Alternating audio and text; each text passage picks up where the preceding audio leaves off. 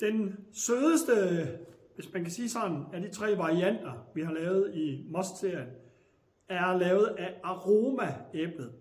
Og aromaæblet, altså det burde jo have været dansk æble, fordi det er 2 forældre.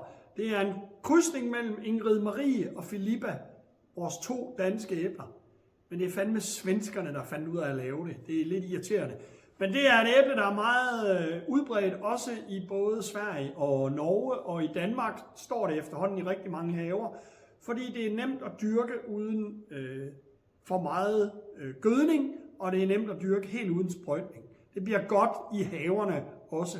Så der er kæmpe store æbler, og i virkeligheden så den klon, som vi har brugt her i Most, og den klon de fleste af jer har, er den, der hedder rød aroma. Men der findes flere andre varianter af aromaæblet. Stort, meget sprødt, super godt spiseæble.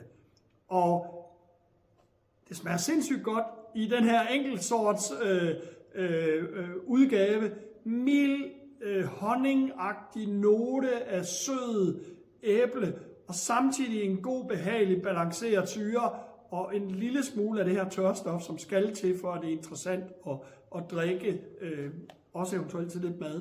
Men her tror jeg, vi er over i næsten en dessert most, eller så skal den altså bare drikkes direkte på terrassen, eller skylles ned, inden man skal have en god middag.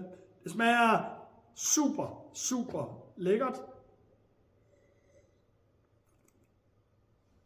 Skål!